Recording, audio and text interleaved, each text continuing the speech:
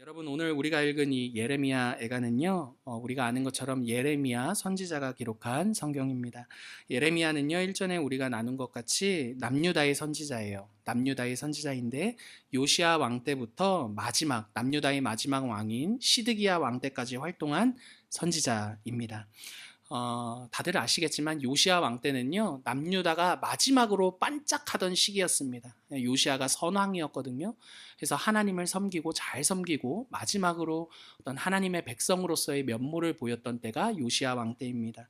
근데 그때를 뒤로 하고요, 여호야긴 그리고 시드기야, 이렇게 세 명에 걸쳐가면서요, 남유다는 점차 멸망의 길로 접어들게 됩니다. 예레미야 애가는요, 시드기야 왕 때 바벨론 포로로 끌려가는 남유다, 그리고 바벨론에 의해 완전히 멸망하는 남유다를 보고 슬퍼하고 애통하며 기록한 성경이죠. 우리는 이전 시간에 예레미야가요, 남유다를 과부로 말하고 있다라는 것을 살펴보았어요. 과부는 죄의 비참함을 말해주는 상징적인 표현이다라고 했죠. 죄의 비참함을 과부로 표현한 데는 이런 이유가 있는 거예요. 과부와 같이 중요한 관계를 잃어버렸다라는 것이고, 그로 인해 이전에 누리던 모든 것들도 함께 잃어버린 상태가 바로 과부라면, 그 과부 같은 꼴이 누가 되었다? 남유다가 된 거야 라는 게 남유다를 과부로 들어 설명하는, 상징해서 말하는 그런 내용이었습니다. 정리하면 여러분, 죄의 비참함이란 무엇입니까? 하나님을 잃어버린 거예요. 그리고 또 어떤 일이에요? 하나님으로 인해 누리던 모든 것들을 잃어버리게 된 과부와 같이 된다라는 게 죄의 비참함이다라는 것입니다. 오늘 우리가 읽은 이 본문은요, 이러한 배경에서, 이 과부로 남유다를 설명하고 있다라는 이 배경에서 읽을 때 비로소 이해할 수 있어요. 왜냐하면 과부와 같이 모든 것을 잃고 버려진 한 여인의 목소리가 오늘 우리가 읽은 이 본문의 내용이기 때문이에요. 그래서 여러분, 오늘 본문을 보시면 한글 성경에는 잘 나와 있지 않는데 모두가 다 여성형이에요. 히브리어는요, 그 단어가 여성형인지 남성형인지, 이 남성형, 여성형이 구분되어 있거든요. 우리나라는 그렇지 않지만 히브리어와 헬라어에는 그렇게 남성형, 여성형이 구분되어 있는데요. 예를 들어서 여러분 8절 눈으로 보시겠어요? 8절 눈으로 보시면 전에 그에게 영광 돌리던이라는 이 문장이 있죠. 구절이 있죠. 여러분, 여기서 그는 우리나라 말로 이해하면 남성 가 생각할 수 있는데, 사실 우리나라 한글에는 여성도 그라고 표현할 수 있습니다. 근데 여러분, 히브리어 원어로 보시면 이 문장은 정확히 전에 그녀에게 영광 돌리던이라는 여성형 표현입니다.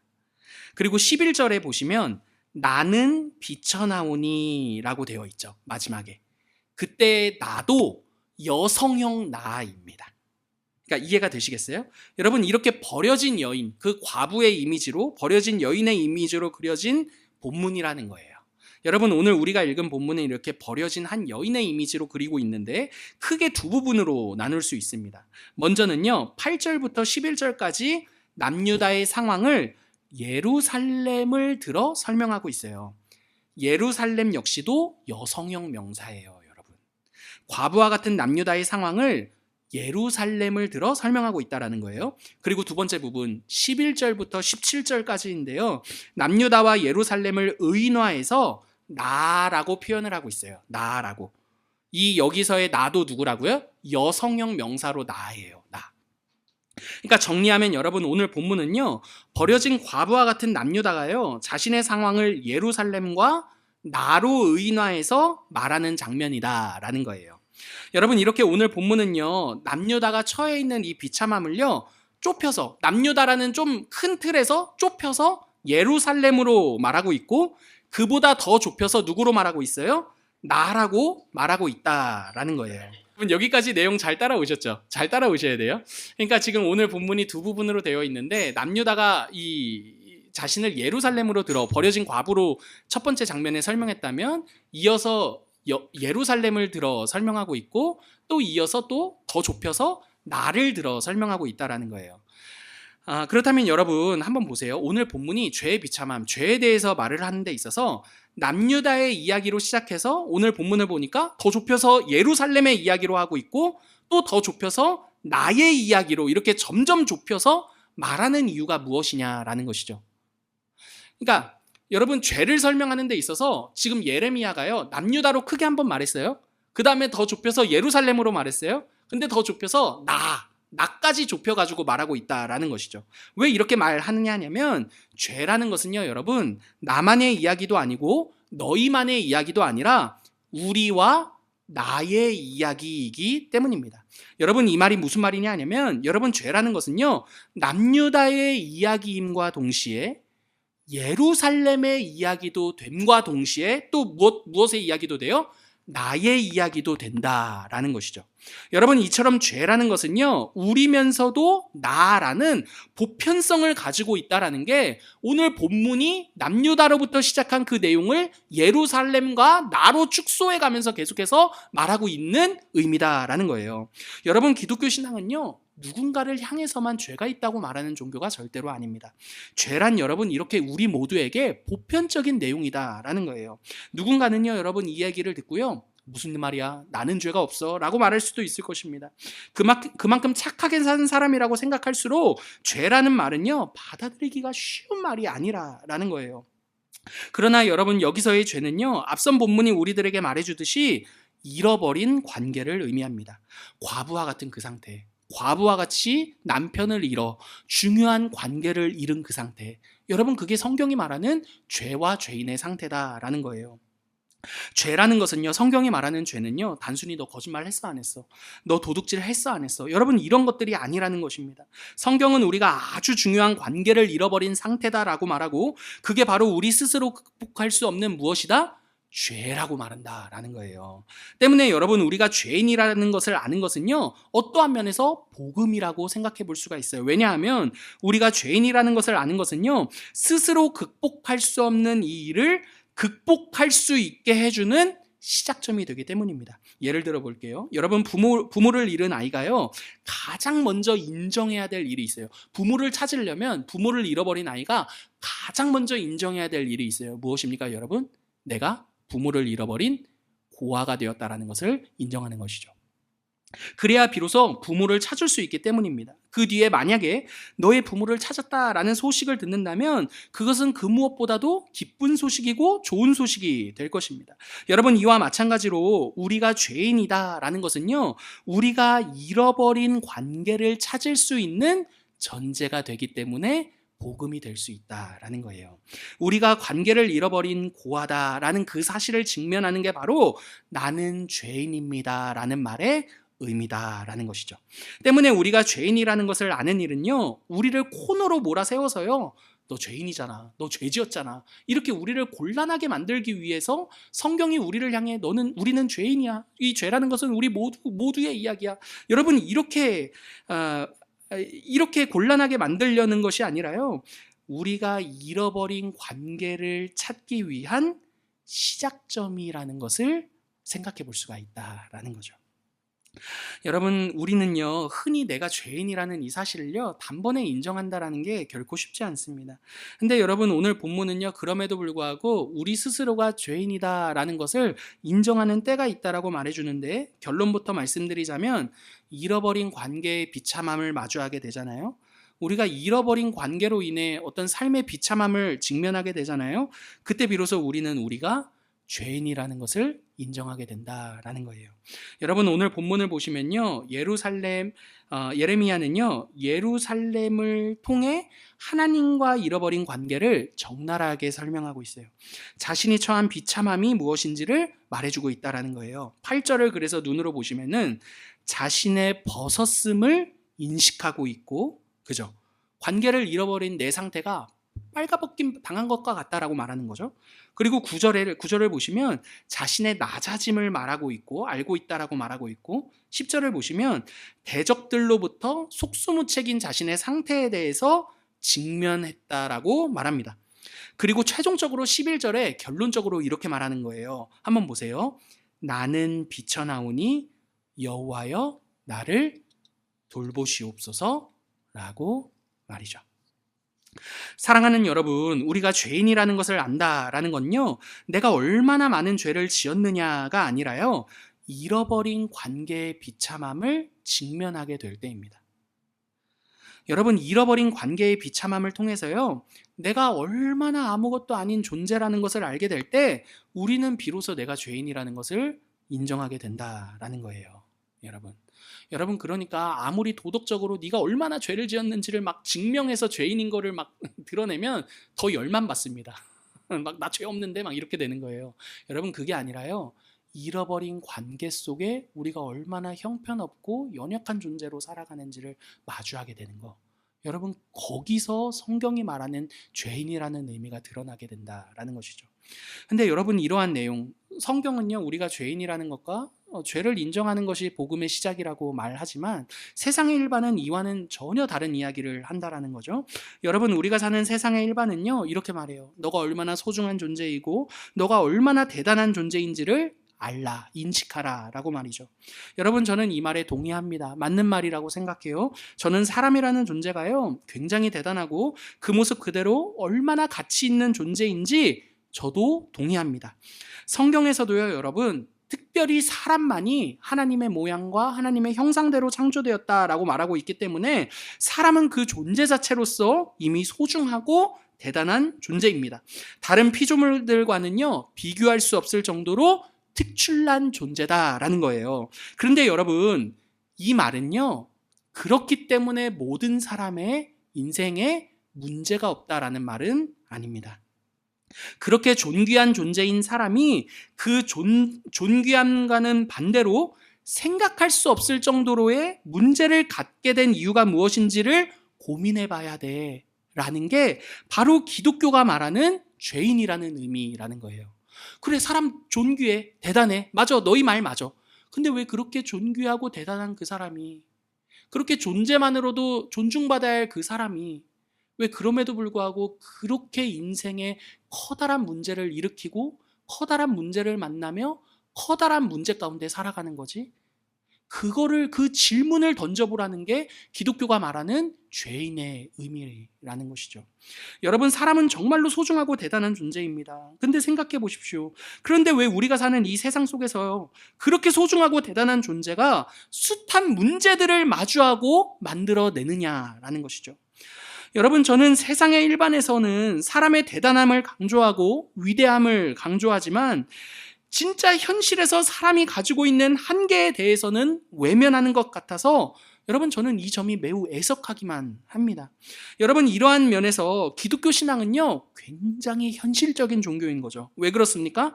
사람의 있는 모습 그대로를 직면해야 한다라고 말하고 그 모습을 인정할 때 비로소 우리는 우리로서 진정한 진짜 시작을 하게 될 것이다 라고 말하고 있기 때문입니다. 여러분, 우리 모두의 일반은요 11절에 있다라는 거예요. 11절 다시 한번 눈으로 보십시오. 나는 비쳐나오니 여호와여 나를 돌보시옵소서 라고 말입니다.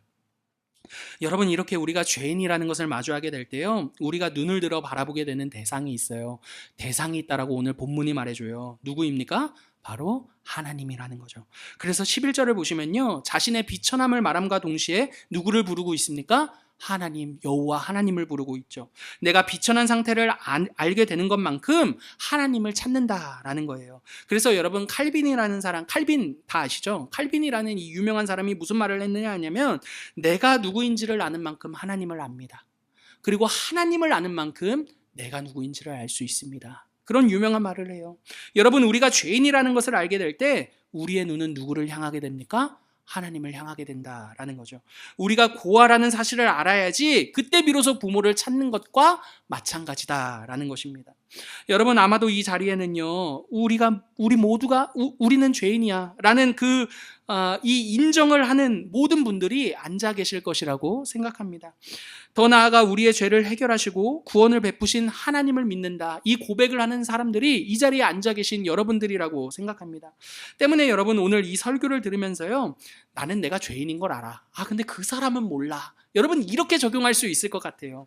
그러나 그럼에도 불구하고 여러분, 우리가 오늘 본문을 통해 기억해야 할 것이 있다면요, 우리 안에 잔존하는 죄 있잖아요. 아직은 완전히, 물론 최종적인 결론적으로 죄는 정복되었지만 그럼에도 여전히 잔존하는 그 죄들이 우리 안에 하는 일들이 그 폐잔병들인 죄들이 우리 안에 하는 일들이 무엇이냐 하냐면 마치 우리가 죄인이 아닌 것처럼 행동하게 만든다라는 거예요.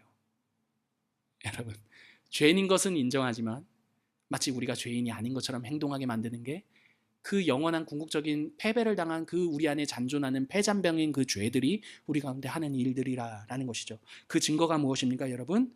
바로 누군가를 너무나 쉽게 판단하고 정죄하는 우리들의 태도라는 거죠. 여러분, 정죄와 판단은요, 우리가 하나님 앞에 어떠한 죄 용서를 받았는지를 잊게 될 때 우리 안에 일어나는 행위입니다. 내가 너보다 죄인이 아니야 라는 그 태도가 바로 정죄와 판단을 만들어내는 것이기 때문입니다. 여러분, 나는 죄인입니다를 인정하지만 사실은 누군가를 판단하고 정죄함으로써 나는 죄인이 아니라고 말하고 있다는 것이죠.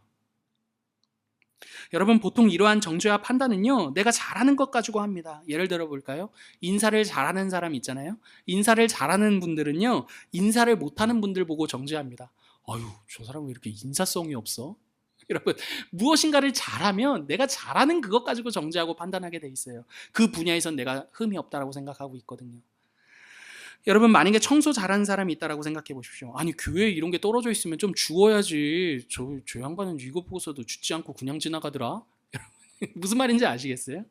여러분, 이렇게 우리는 내가 잘하는 것이 있을 때 내가 그 사람보다 더 잘하는 것을 교묘하게 우리의 의로움으로 포장해서 말하는데 그게 바로 정죄와 판단으로 나가게 된다는 것이죠.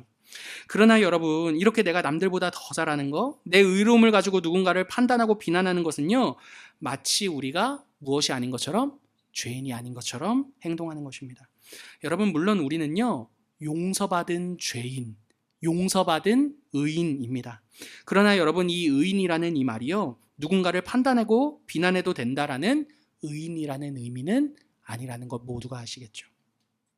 여러분, 우리의 의로움은요, 우리가 죄인임에도 불구하고 우리에게 자신의 아들을 내어주신 누구의 의로움? 하나님의 의로움이며, 우리의 불의함을 위해 자신의 의로움을 내어주신 누구의 의로움? 예수 그리스도의 의로움입니다. 그리고 우리의 의로움을 증거하시는 이가 계시니 누구이십니까? 성령 하나님이십니다. 무슨 말이냐 하냐면, 여러분, 우리의 의로움은요, 우리가 남들보다 조금 더 낫기 때문에, 조금 더 의롭기 때문에 주어진 의로움이 아니라 삼위일체 하나님께로부터 주어진 의로움이다라는 것이죠.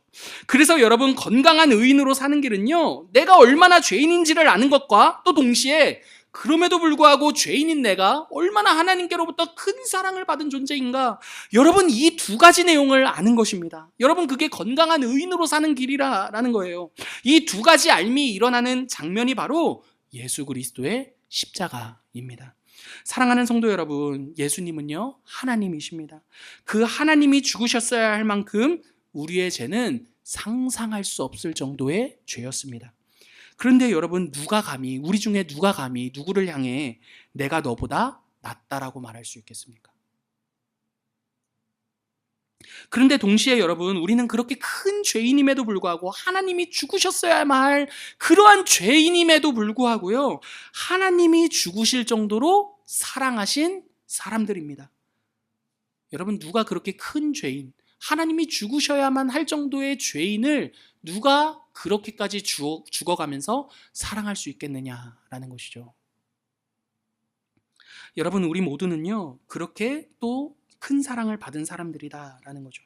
그러므로 사랑하는 성도 여러분, 예수 그리스도의 십자가 앞에서 우리가 죄인이라는 사실과 더 나아가 죄인을 사랑하신 그분의 사랑을 받은 그 하나님의 자녀로 살아가는 게 건강한 의인으로 살아가는 길이다라는 것입니다.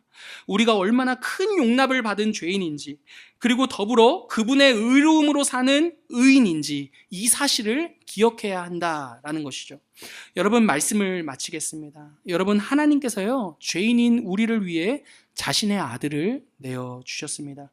그 아들을 통해서요, 우리는 잃어버렸던 관계를 다시는 잃지 않게 되었습니다. 그러므로 사랑하는 성도 여러분, 우리가 그분 앞에 얼마나 용납받은 죄인인지를 아시고, 또 더 나아가 그럼에도 불구하고 그 죄가 아무것도 아닌 것처럼 사랑받은 존재라는 것을 기억하시면서 살 수 있었으면 좋겠습니다. 여러분, 우리의 연약함으로 인해 신앙의 여정을 걸어내실 때 겁내지 마시고요, 도리어 그 연약함이 무색해질 정도로 사랑을 입은 자가 우리라는 것을 알아